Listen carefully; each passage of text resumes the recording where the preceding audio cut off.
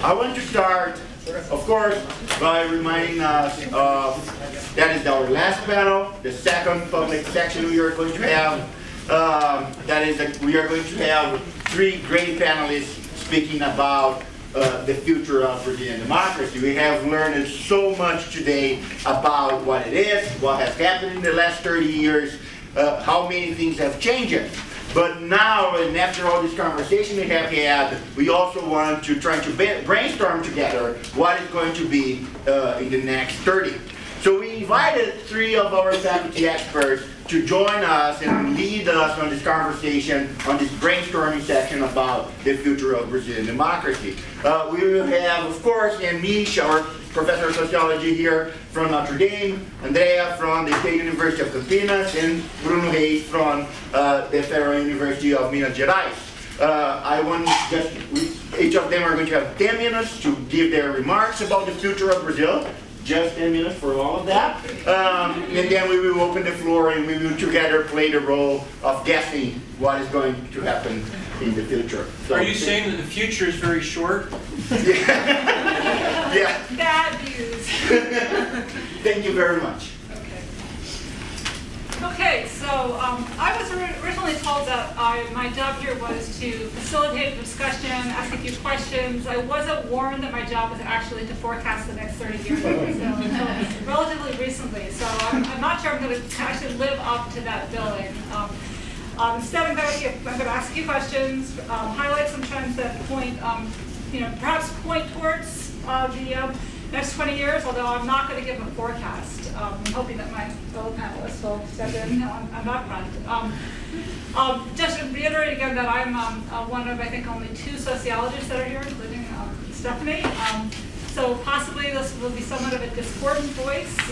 Should warn you that I study social movements, not institutionalized party politics, although I'm very interested in party politics and political parties, although I kind of focus on the partisan civic association rather than the partisan government presidential side of the relationship. So that's kind of where I'm coming from in giving my analysis. And I'm also building on some work that I'm currently doing with Angela Alonso at USP and Segaraki on protest repertoires, as well as I'm going to probably draw on some of my previous work on youth politics in the 1980s and 90s to present this discussion. There's kind of three questions about, I think, kind of current trends that occurred to me that I don't think were really addressed in these talks. And I'm going to put these on the table.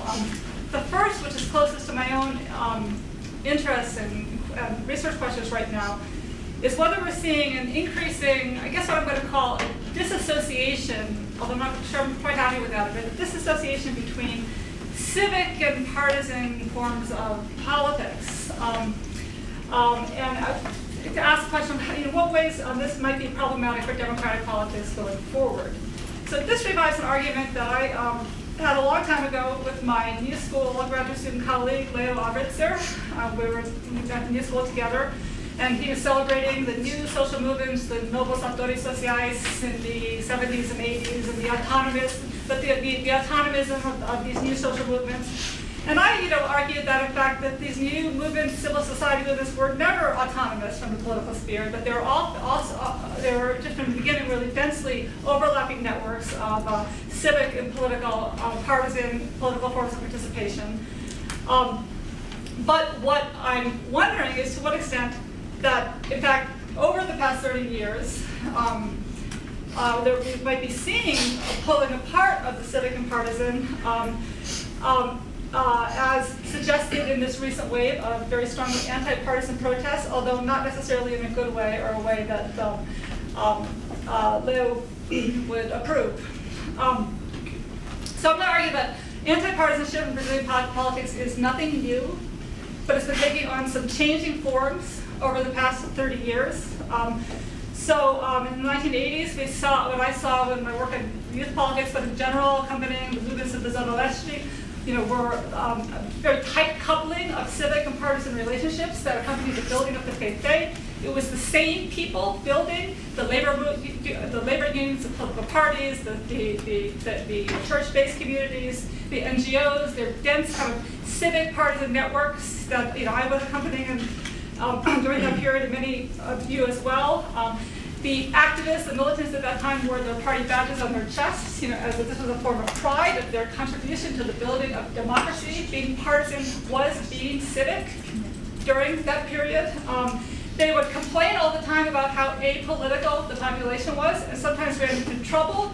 So I remember, somewhere around 1988, somewhere in the Zaleschi, a longtime lawyer, advocate, or participant in the housing movement, runs for Pete, Cámara Municipal, gets on top of the sound card, he's shouted down by people saying, "Isso não é política, é movimento." But from the point of view of the militants, this sort of ambivalence towards partisanship was a frustration, but not something that was for themselves so problematic. They saw a clear connection, although they would often say, well, we have to assert the autonomy of the social movements. They would assert the autonomy because, in fact, it was so tightly interwoven. So then in the 1990s, I think we start to see a pulling apart with the impeachment. You have the political parties and the civic movements were both very, very strongly involved in the movement for ethics and politics, the impeachment movement. But at least in student politics, there was a wave of new young people entering the student movement and other forms of participation who didn't have this dense participation, who were much more skeptical of political parties, who began to create lots of tensions and ambivalences within the political sphere. It was much harder for activists during the 1990s to be both partisan and civic. There started to be a pulling apart of those dynamics. So if we speed up then to 2013, what do we see? A kind of a radicalized anti-partisanship coming from the left, from the center, and from the right. Kind of complex dynamics of anti-partisanship going on. So the movements are triggered by the radical autonomists, the Movimento Passe Livre, the Occupy groups, the anarchist bloc. The initial wave of protests, influenced by the Seattle World Social Forum, Global Justice, Hardened Negri, the idea of the exodus from the state, very anti-state politics. They kind of sweep in the next wave, this generalized anti-partisanship in the middle, the new precarious middle classes joining in, frustrated with corruption, wanting better public services, wanting a bigger state, a more effective and a more efficient state. At the same time, then you have a growing free market right wing that never liked the Pete, but is now more articulated and consolidated, framing their anti-Piteismo in terms of anti-partisanship. And then you have a few truly right-wing xenophobic fascists who are in there, but not more alarmingly visible in 2015, this past year, but not necessarily a big part of it. So what Angela and I show in our research, that they were all in the streets together. So you had what we call the autonomous and the patriotic wings that some different strategic action fields, but interlocking. In the past 2 years, since 2013, this intermingling of these different forms of radicalized anti-partisanship are pulling apart. So you have the autonomous and the bloc still doing their burning of the turnstiles and the buses. You have the March 13th protests, of the organized left, the red left, the black left, the red left, and then the yellow and green hodgepodge, but leaning right sector, that you saw on March 15th. They don't like each other. They're framing each other as enemies. Very different than June 17th to 20th of 2013. There's a shift going on here. So the question for you all here is, what are the repercussions of first, the radicalization of anti-partisan politics, and second, the increasing polarization of these different forms of anti-partisanship on the right and the left? What repercussions do these have for the future of democratic politics in the next 30 years? Passing it to you. And how do you guys think about this from the political institutionalist side of the equation, which is not how I'm used to thinking about it. So 2 more quick questions. I have some thoughts on that, but I'll save that for the discussion. Since you're all comparativists, how does this relate to similar processes in Europe? So Spain, Italy, Greece, Bulgaria, Turkey, strongly anti-partisan, often radically horizontalist movements, combining a critique of democratic representation with economic grievances, different results. Sometimes they occupy squares but don't go anywhere. You've got in Spain and Greece, they're forming political parties. In Italy, maybe Bulgaria, there are unsettling right-wing, xenophobic dimensions to these protests. When I described what was going on in Brazil in 2013 to my friend and colleague Sid Taro, he said, "Oh my goodness, this is just like Italy. This is just like what's going on." This was 2 years ago. Radical autonomists carry out small direct action protests, trigger disproportionate repression, brings out the progressive sector, followed by the mass of anti-partisan sentiment, opportunistically seized upon by a growing right-wing movement in the country. Now, he says it sounds just the same, so I'm going to ask you, is it just the same, in fact? So, I would like to know, and if this is part of my next project, is to think about this.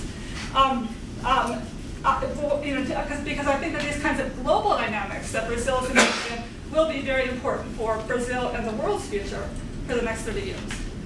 And final question, you guys are comparativists, you're not IR folks, I understand that, but there's no mention today at all of Brazil's ambitions as a player on the global stage, outside of the context of Brazil. I didn't hear any mention of that. So how does Brazil's growing international projection affect the quality and the outcomes of democracy in Brazil? So I don't really have any particular insights here, but I think it's worth thinking about. Brazil's self-projection as a global economic power, related to whether it's oil, industry, agriculture, status as a BRIC nation, its intervention in foreign conflicts, UN peacekeeping, mediation, aspirations to a Security Council seat.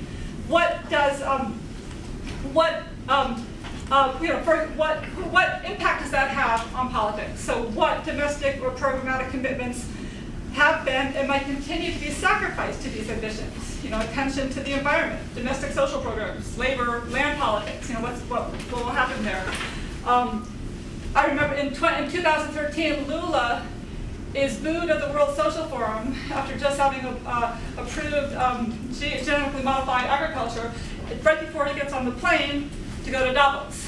So we've got some kind of tension here between the various kinds of domestic and international politics and aspirations on the global stage.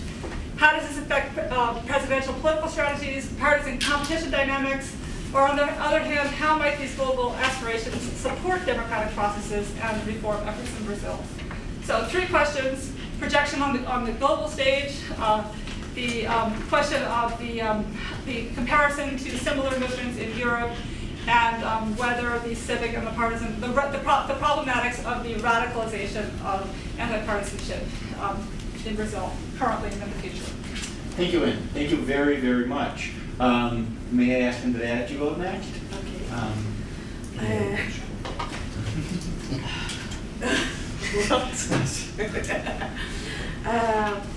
I'd like to start showing to you really breaking news that tells a lot about the future of Brazil. As you can see here, I have a bad translation there, but Dilma will recover her prestige in 2015, and IS will never get to the presence predicted by millions. For that ones that are not comfortable with the future, beside that incredible news, that millions continues and say that ensures that will be no military intervention. Getting serious, as we listen here in the first round of debates, from much more qualified persons than the musicians, of course, Brazil is not, democracy in Brazil is not being threatened. But still, if we don't get all that we think we'll get with democracy, and of course I understand that has a lot of expectations that will be not concretized, but still, we have this feeling that something is not really going on. But for the point of view of minimalist democracy, Brazil passed well for at least 2 major tests, the impeachment, and as Chico said in the morning, for the first and only change in the elites in government, and everything's go just well, yes. Now we are fighting again with economic crisis, a political crisis, a corruption crisis, and the crisis is really hard to look to the future with optimism, yes. And as Samuel says, Brazil is always in some of the streams, yes. It's optimism or pessimism, and they go to one point to another as fast as the flash. I don't know how is the best way to talk about it. But I think that is really a problem.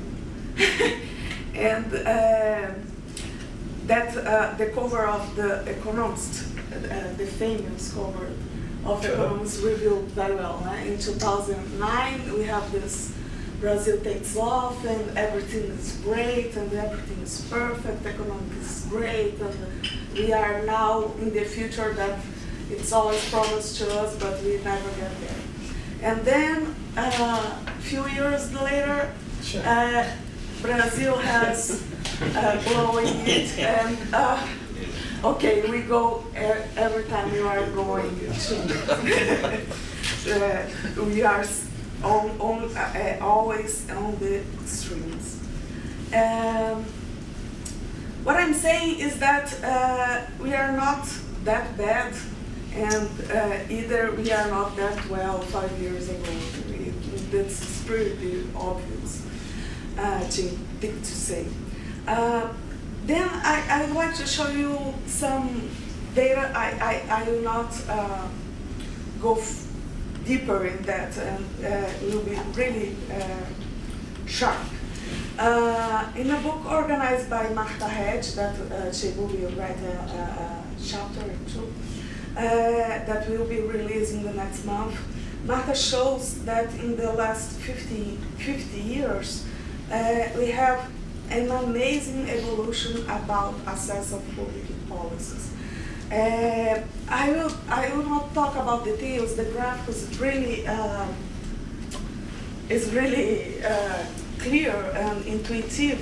Here we can see access for educations in different groups of age, the age of 12 or 15 until the age of 21 and 25, and different stages of education, elementary one until graduate students, undergraduate students, sorry. And it's pretty clear that we have an evolution in the last 20 years, 4 years. 50.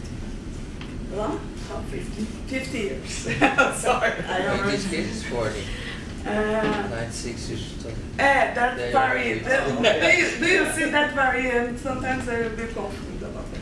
But that graph shows the evolution, and we have really a great evolution in the formal access. I'm not talking about quality, but this is still an important fact. If we are not talking, if we talking about quality, either if we talking about quality.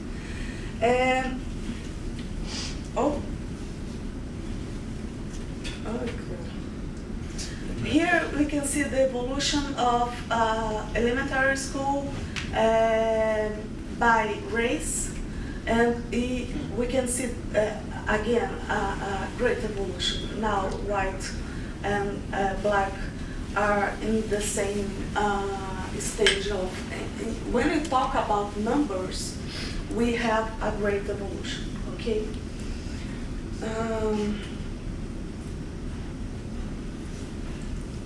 In the next here, it's geographically evolution of number of doctors, physicians, doctors, 4,000 inhabitants in Brazil, and we can see black is good here, dark is good, and white is really bad.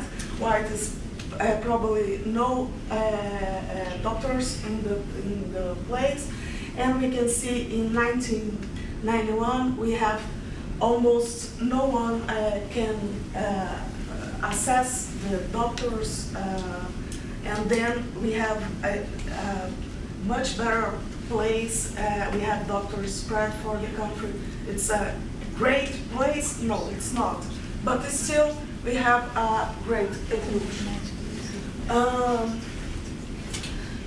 This is infant mortality. Now dark is bad and white is good. Don't complain with me, complain with Marta. And again, the infant mortality reduced significantly. And it's already done. This is assess of electricity in Brazil. This is the 70, and as we can show in the evolution until 2000 is really amazing. But now, sorry for that. Now you are almost at the universal access of electricity, and this is not few. And we are talking about a very large country that make policies, access of policies in extreme place really hard. And we're talking here about few years. Yes, I think everyone can agree that 30 years, 20 years, 50 years is not really that long period for that kind of evolution. And of course, we are not happy. We want much more things. Especially, we have to fight corruption to go better in these things. But and to be coherent with my optimism, I think Petrobras scandal can be an opportunity to go deeper and try to solve some problems related to corruption. But I have to alert you that I think the same when Mensalão, of course, and I'm probably wrong again or not, but I'm still optimistic about the future. I'd like to thank you a lot for the invitation. It was really a great pleasure. Came here and talk with all you guys. It was really fantastic. It's Laura. Thank you, Andrea. Thank you very, very much. I think those are just fascinating maps, and that's precisely why we are here. It is to celebrate not just that we still have a democracy in place, despite all the confusion that has happened in the last 30 years. I was afraid we would not have, and this would be a pointless celebration, but we still have, and we also have all those accomplishments are part of why we are here today. So now I'll turn the table for our last one. Bruno Hayes from Weaponship.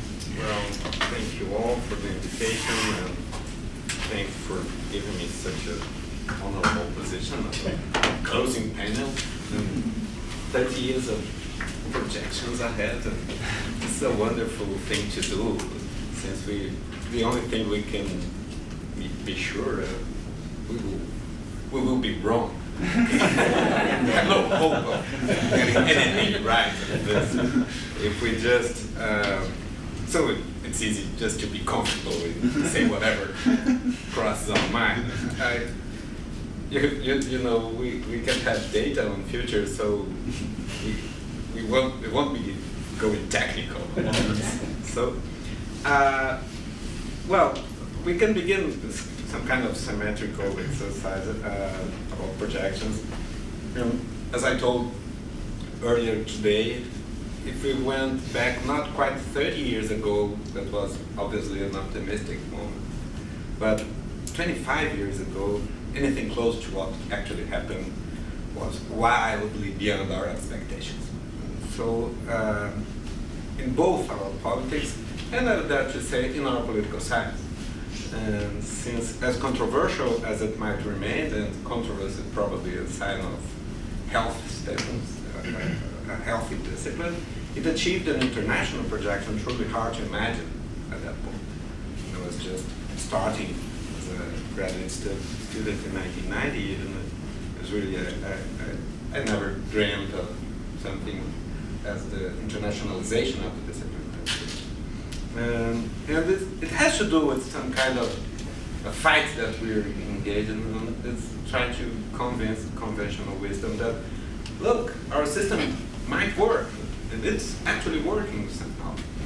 The point here is, well, really, it worked, and it delivered goods and policies that we couldn't be able to imagine. That's successful, but at that point, just because of that success, we can't just afford anymore simply to just keep where we are, to stay where we are. We have new challenges, and with all likeliness, they are going to be harder to meet. So we fought a battle about the virtues of our system, international, kind of hard fight, hardly won, perhaps, kind of conventional wisdom has shifted on our system. But I think it's noteworthy the fact that politicians kept complaining. That's something that we don't use to pay enough attention, I think. They keep talking about reform. The media in Brazil blames Congress for not having some political reform, but it's unfair. If it's an agenda for all these years, it's the Chamber of Deputies that kept it there. And there's a low appreciation of the political system by Brazilian Congress members that it's widespread and you can feel it, but recently you have some data on it, comparative data. Timothy Power came up with an exercise that I had occasion to put my eyes on. We Brazilian politicians fare their system far lower than Chilean or Ecuadorian politicians, just to compare inside the country. And in a way, it may well be the case that as we pass the last 30 years, we may pass another 30 just talking about reform. Nothing happens. There's no consensus. There's good reasons to expect that the great majority builder in Brazil, that the executive branch it is not going to put their hands on this mess. It's a kind of a Congress agenda. It has good reasons to be. But it's always there, it's always in the legislative agenda, and with increasing public noise. It is a kind of uncomfortable position to be at that point. With that, all those global negative trends and anti-partisan mood, and coupling in Brazil with raising expectations because of the improvements, relative deprivation may grow up, despite the fact that standards of living are going up too. And then we have 2013, and something in our ground has shaken. And we're still trying to figure out where we are. And just a couple of weeks ago, I was just writing for myself, Chicken Tongue, some words in it, and I could never imagine that I would just be in a panel about projections for 30 years. But I can resist the temptation to just read a couple of paragraphs. I wrote to myself. Well, I try with you. And just reflecting about the stalemate, congressional stalemate, about our main institution, electoral institution. And I wrote, it goes like that. This stalemate has been prospering and encroaching in an environment that has been going increasingly sour on the subject, as well as on so many others. Official actors in formal institutions have mobilized public attention for an issue on which, as it seems, there is no consensus at all, at no place, about no matter what. No, not among party leaders in Congress, nor in the government, nor among different movements in civil society, and certainly not among professional experts in academia about the damn political reform. There seems to be no promising changes ahead, but a large chunk of the media and social movements, and even the established politicians themselves, have continuously told the public that the political system is a failed one, plagued by corruption, and only a broad, sweeping political reform could be able to heal them. We end in the oddest of the situations. Most scholars say that the system works well, so we shouldn't risk changing it. But politicians kept complaining, and scandals have surfaced to a point where an increasingly strident outcry for change grew roots in public opinion. As nobody has been able to agree much clearly on what exactly should be changed, why, or what for, one can hardly expect the Congress to do something. But then, the outcry keeps growing and the public blames the Congress that must be feeling increasingly pressed to deliver something, anything, risking to derail a system that, damn it, was working relatively well.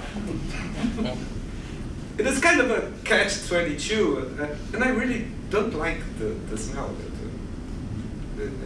It's really disturbing for me. I've been disturbed. If the pressure keeps growing, then it turns increasingly plausible to expect that in one of these cycles, some feasible occasional majority throw a carrot to the backbenchers and end up approving something silly that suits them well enough. Or that a serious crisis with eventual governmental paralysis induces some salvationist reform. Or simply that the higher electoral court, the TEC, continued indefinitely to deconstruct the system as they kept deciding with much liberty about what the politicians should do. Either way is bad, but this is a debate that seems to never mature in either direction. On the contrary, the more time passes, the louder the outcry, less clarity of purposes guides us or guides the politicians involved, the greater the political infighting, and the less we can expect predictable, coordinated institutional action. 12 years ago, in 2003, you have a broad commission that reached an understanding that could be a misguided one, but was a kind of an agreement that lasted for 4 years and was withdrawn by PSW leadership in 2007. Okay, but during that agreement, we never really debated it seriously. We treated it as disrespectfully, the media treated it, just like kind of a banditism, congressional banditism as usual. They want, you know, it doesn't matter what they wanted at this point, but we didn't take it seriously. But if we pay enough attention to what Brazilian politicians, especially deputados federais, have been saying in recent years, were saying in 2003, I think we see that they complain about campaign financing. They complain about the humiliating experience of knocking on doors of corporate donors they once had wished they wouldn't have to court. About potential donors that refuse to get a receipt. About competitors, always some other guy that don't bother to serve a laundry to resource for criminal money. They had got used to not asking questions when a party official transferred them money for campaigning. Some of them ended up in jail. I'll take a couple of minutes. Too risky a business to fight an uncertain campaign for a demanding, expensive, and powerless job. If you're thinking basically about living a long political career, you'd better put your chips elsewhere, not in the Congress. Certainly not in the Chamber of Deputies. Perhaps in a small town city hall, a secretariat at the executive branch. So you have a strong adverse selection bias where the usual routine favors the occupation of the chamber seats by risk-lover candidates used to full regulation, willing to build up respectable facade to obtain the immunities of the job. Every electoral cycle, some well-known deputy announces retirement. They just change plan. Retirement from the chamber in a letter that invariably points fingers mainly to the hardships of campaign finance and typically to keep pursuing a political career somewhere else. No wonder the legislative branch goes increasingly depleted of a congressional elite. And the most powerful brokers at the Congress don't usually grab much respect from media or public. And you just get used to it. This is normal state of affairs. We don't usually respect them. And I think that might be problematic, especially as kind of anti-partisanship encroaches in public opinion globally. Well, just to finish up, wrapping up, both proposals since 2003 was always mixed with change in the electoral system. My suspicion is that our rules on campaign finance don't interact well with our electoral system. The problem is, when is it that they interact well? How should they interact? I don't think we have good answers to this. But that's the questions the politicians are asking for us. Asking us. Well, we have no established the theory of this interaction or available typology of campaign finance systems internationally. So, well, this is a thing that grows increasingly complicated if we allow the picture to go bigger and to think internationally, because we have a problem is to protect any democracy from offshore savings, so to say. People just fooling taxation and going to tax havens to protect their money. There's a problem here in the United States. It's becoming a problem. It's clearly a big, enormous problem in Brazil. And at least we are moving to somehow try to put a hand on that. And the scandals are growing in other places. Here, for example, the Supreme Court recently has moved to try to legalize, not try, but tacitly legalize some movements of funding that we just think is scandal. Well, I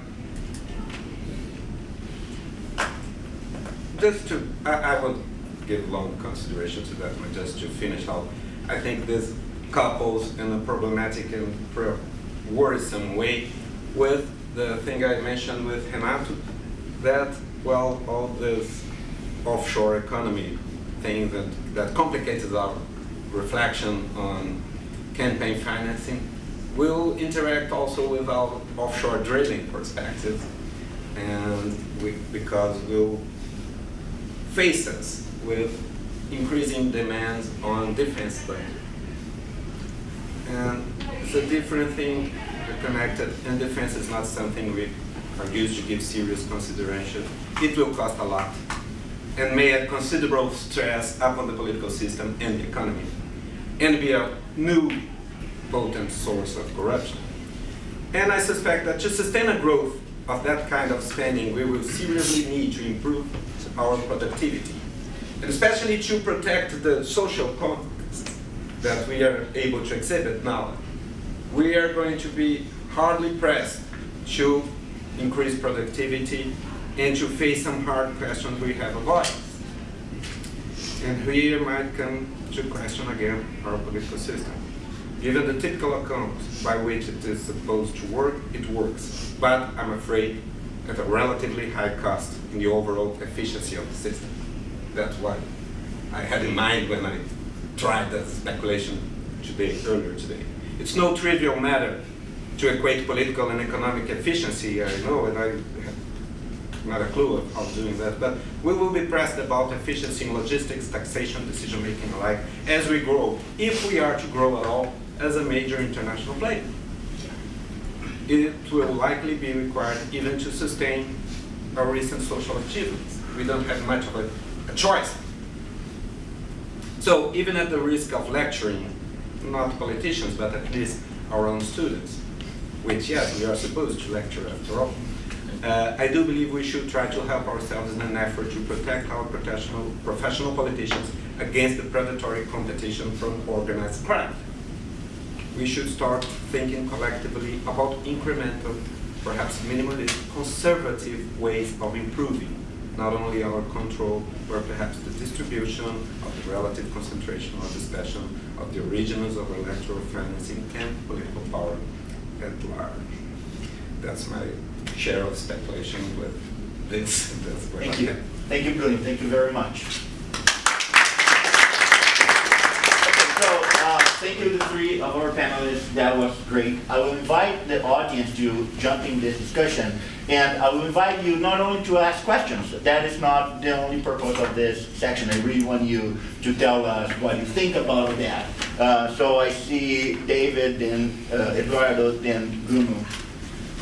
So I'd like to return to a question that Bruno raised at the very end, and that Anne had raised, and it's something that struck me about the comments of the three of you and of us at lunchtime, and that Eduardo mentioned but never went into, which is what does the future hold for Brazil's role on the world stage, and how is this related to everything we've been talking about all day, particularly the issues of corruption, or what Bruno was just talking about, growth, efficiency, productivity. If we look at this whole BRICS, let's start with Russia, India, China, South Africa, and let's add Iran and Turkey.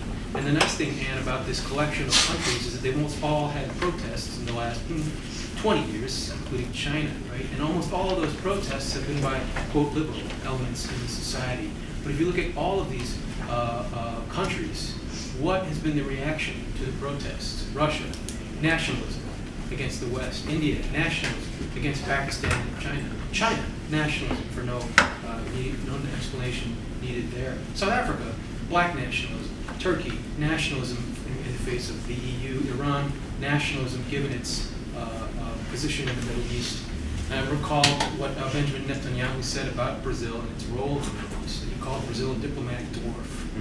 And Brazil is a country that boxes well below its weight, whereas Israel boxes way above its weight, probably way too much above its weight internationally. And so what does this say about Brazil and what's going on in Brazil? We've got protests in Brazil, and yet in all of these other countries I've been talking about, elites have unified to repress, in the Russian case most obviously, in Chinese cases, or co-opt the protests through nationalism. This I see as impossible in Brazil. It's because it's like what you were talking about. The problem Brazil faces is that elites don't have any, what have we been just debating? Tiniest little reforms, right? Whereas Russia says, hey, let's go take over Crimea, and we get 90% approval rating, and he does whatever he wants, and 50% of the budget there is spent on security, you know? And what's the joke about Prussia, an army in search of a country? Brazil doesn't, somebody talked about this, and what does the Navy do? What are they doing? There is no nationalist fervor in Brazil. Well, maybe that's a great thing, right? But this is what I think differentiates these movements on a kind of global scale, is the both lack of mass unity on what it means, nationalism, and whether it actually means anything, and the lack of elite unity. I mean, for all of the polarization in the United States, Barack Obama essentially finished off Bush's policies. He didn't destroy them. He gradually, slowly pulled out of Afghanistan and Iraq, and then he goes on some of his own adventures, right?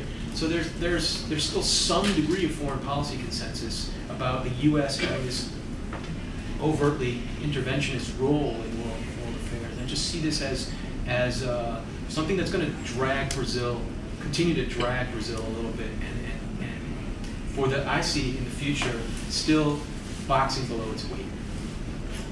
Thank you, David. Thank you very much. Eduardo? Okay. First of all, I see, not for the next 30 years, but in speculation about the next 10 years. So, first of all, the key issue of Brazil is a declining situation in the world system, not a rising. The rising was delusional in many issues. Why? Because it was a lot related to the tailwind because of the dramatic change in price of raw materials and manufacturing. But if you look at the dynamic of the Brazilian economy, there was an increase in productivity in the second half of the 90s and the beginning of the 21st century, and after a dramatic stagnation and declining of productivity and competitiveness of the Brazilian economy. Education, you are wrong, Andreas. sorry. I mean, you are just looking at Brazil numbers. You look like, sorry, very, I mean, friendly, because you look like a propaganda of the Brazilian government. Because it's the following. You need to see this related to the quality of education and comparative to other countries. And comparative to other countries that are relevant in the international system, the Brazilian education is declining dramatically. You can't say just we are isolated in the world and compare how we are right now or how we were 30 years ago. And this is a major problem of the declining of Brazilian systemic productivity and competitiveness in the world. Okay, so problems are very deep, very, very deep. It's the whole macroeconomic arrangement that has been dramatically disrupted in the last, since 2008, okay, plus issues that came from the past in relation to the productivity of the Brazilian economy, logistics, transportation, and many things like this, plus the whole question of transaction cost of the tax system, the pension system, the labor legislation. All those things are something that are putting Brazil down. I'm not saying in absolute terms, because this doesn't make any sense to make an analysis of a country in the second decade of the 21st century, absolute in terms of, we are better than we were 10 years ago. It doesn't make any sense. We need to compare with our peers, okay? And from this point of view, no doubt that Brazil is declining. I think if there is some improvement in the political system, some improvement in the decision making, the country could keep the situation. If without an improvement in the political system, the kind of improvement, right now we are living an improvement. Why? Because the Dilma election could imply doubling the irrationality of the macroeconomic policy. This was an option for Dilma, okay? But she chose other things. It's still very uncertain what will happen. But there was, decision making has been improved. Criteria of macroeconomic rationality and openness and transparency are again emerging that were completely declining in the years before. So, with if this trend of some adjustment, some increase, some improving the quality of the decision making in Brazil, we will not continue. We will stagnate. Not. So the options are stagnation or continuous deepening decline in relative terms. Okay, in relative terms. I don't see any possibility of rising. And the rising of the last decade was delusional and was a lot bought by the international, mostly by people in the financial market that wanted to sell Brazil assets. Okay, so there was a lot of overestimation of the Brazilian boom. That all the people, all economists that were serious and consistent with Brazil, at the time that the economist was putting the rocket, okay, they were laughing, okay, saying that this is a joke, okay. So the other thing is very interesting. Your reflection about nationalism. This kind of response, a nationalistic response in Brazil to let's say that somebody could raise a kind of nationalistic agenda, resentment. It's very difficult to do this in Brazil for several reasons of the Brazilian history. I wouldn't say that it's impossible, but it's very difficult to imagine something like this happening in Brazil, that the kind of thing that always can happen in Argentina, let's say, for example. Okay, so what has happened with the Brazilian foreign policy in relation to democracy was the foreign policy of the last 12 years has been a isolation from the world. From the point of view of like just talking in the arenas. Oh, great. Oh, we go here, we change. Lula saying megalomane. Lula and Amorim saying we are going to change the trade geography of the world. We will do. We will go to Iran and we will solve the problem that nobody can resolve. Okay, those in this level, we are the leaders in South America without followers. Okay. But if we go to the core of the Brazilian position in the international system, we lost completely the dynamic of international system that was dramatic intensification of global value-added chains. Okay, this is the key, and the position of the country, moving upward the position of the country in global value-added chain. This implied a lot of plurilateral free trade agreements, a lot of agreements about investment, and all the kind of things that Brazil didn't do. The Brazil continues attracting foreign investment in a protected economy, like in the past. Okay, so all this was weakening. It didn't increase the Brazilian. So the foreign policy of the Lula, Dilma, that is the same, different to some people that just think that Lula was okay, but Dilma hasn't any interest. It's the same structure. You don't understand the world. You continue and looking at the world as in 20, 30 years ago. We are a large country. If we are protected, we can produce national development, local content, and all this kind of shit with extreme inefficiency, extreme corruption, and this is the problem. So the foreign policy has contributed to the degradation of the Brazilian decision-making system and the Brazilian democracy. Thank you, Eduardo. Our next in line, we have a long line for now, so I'll ask everyone to be very fast. It's Bruno.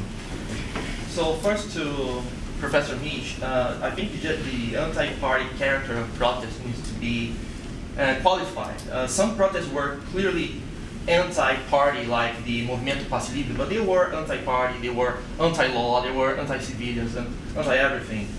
During the protests in July of 2013, yes, people were more critical to parties, but they were critical to parties, they were critical to lack of healthcare, education. Vascaínos complained about Vasco being the second by default. Everybody complained about everything. Okay, and then now we are having protests that are basically most of it anti-PT, but not necessarily anti-PMDB, for example. Nobody's complaining about let's abolish PMDB or let's change the laws so that people can run without parties. Nobody's talking about that. So it's more or less like what Professor Shigut said earlier today, that parties are simply the most vilified institutions in democracies, and that's what we are seeing in Brazil. And this has been aggravated more recently because of the crisis we are facing now. Regarding polarization, yes, that's seems very serious, and I think every one of us have experienced that in our day-to-day lives, and the lack of civility in relations, like in Brazil, and that's unfortunate. That's unfortunate. I don't know how that will be fixed. Regarding political projection of the country internationally, the question is political projection for what exactly? Sometimes this projection can be negative. In that case, considering Brazil, like a big country like Brazil is, maybe it's not a good idea between acting or not acting without knowing what you want. Maybe it's a good idea not to engage.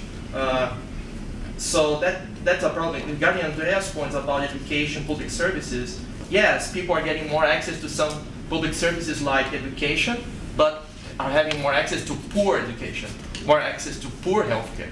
And this affects not only people who are poor, but even people like that you think they are the privileged in Brazil. We have students in college who have a hard time writing a simple essay. Right? I remember a time when I was like the United States. I remember when I was at UNB, I was taking a class with a former colleague of Professor Viola on international relations, on international theory. And the professor spent one day, 25 to 30 minutes, just writing on the board about all the mistakes he found in the writing of the students. And he basically filled out the whole board with mistakes of the whole class. It was embarrassing. This gives an idea about the problems that we have in all levels in Brazil. Nobody escapes that. Okay, so I think unfortunately, the reality is more complicated than the simple graphs would suggest us. Thank you, Bruno. Thank you very much. Our next in line is Zach. Me? Okay. Professor Viola, I have to take issue with your analysis. I hope you don't mind, but just for the spirit of debate. I take issue with your pessimism, and I think that progress depends. The way we assess progress depends on the counterfactual, right? So, yes, true. Brazil's education and health care is internationally ranked very low. But if you compare with the situation that it was 50 years ago, there was clearly progress, right? I think that Bruno's idea that that the quality of education and the quality of healthcare has been deteriorating.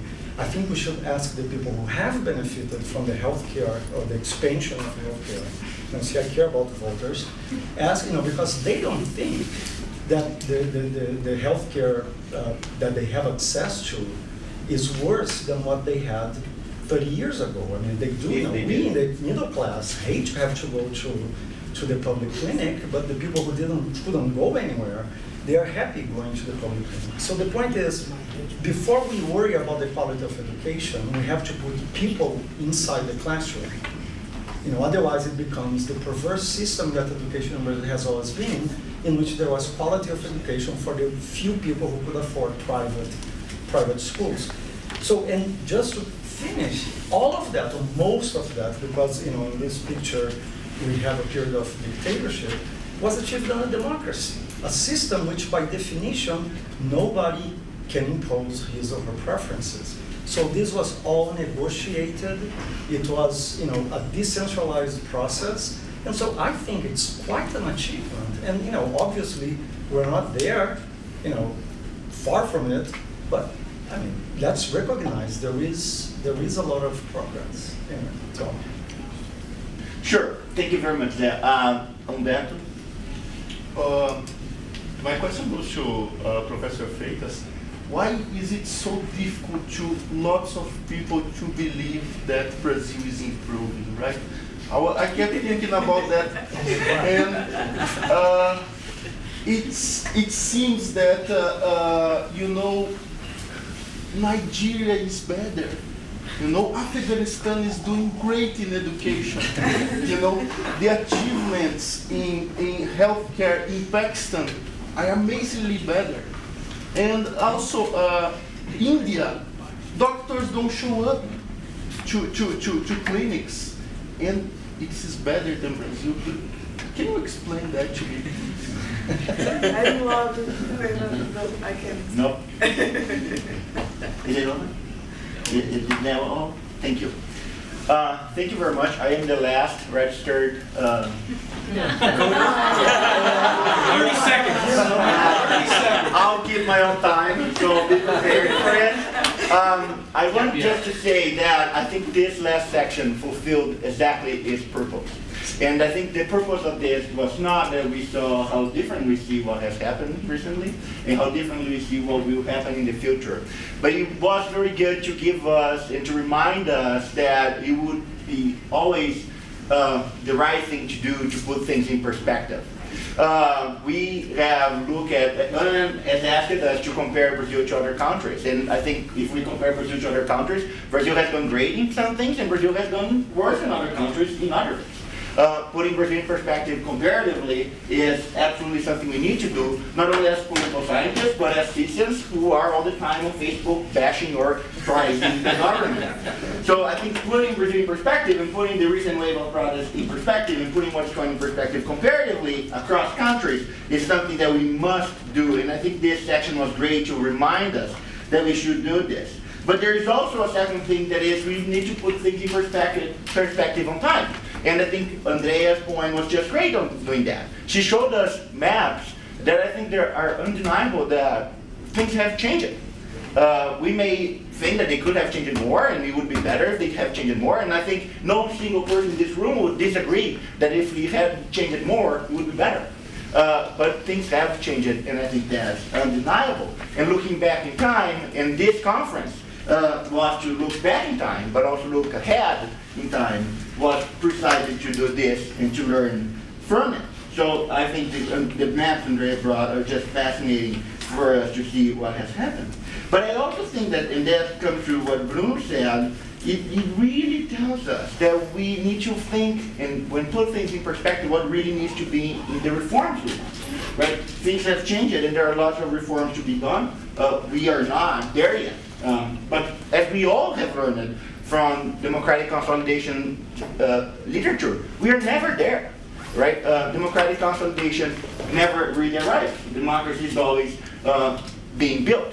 So we are always building it. So really thinking and putting things in perspective will help us to think what needs to be reformed. And by asking that and by discussing that, I do believe and I do hope that in 30 years we can meet all at the Kellogg Institute again. We are, I would say, and I will ask Sharon if we can already have the budget for that, but if we do, I want to see you all here, and I would ask you to think of what we will be saying in 30 years by looking at what we said today of what we would have said about Brazil 30 years ago, right? So Bruno has said, well, there's a lot to be reformed. But the question is it really that we need, what is going on here? Is it really that we need to change so much? And by comparing what has happened since 1985, that we really needed to change that much because we haven't changed it that much? Or is it really that just the country is kind of like in the Hegelian watermelon metaphor, that as you put it in the car, things go, as the car goes, the watermelons adjust themselves and things walk. That is a question for us. And so just to finish my digression, well, I would just ask us to think about if we are not ahead, and in 30 years, that's my expectation, that we could come back here and say what Bruno just said, that actually the expectations we have today were actually surpassed by what really happened, and we are all surprised about how much Brazil has advanced in the next 30 years. So thank you very, very much for this great panel and for this great workshop.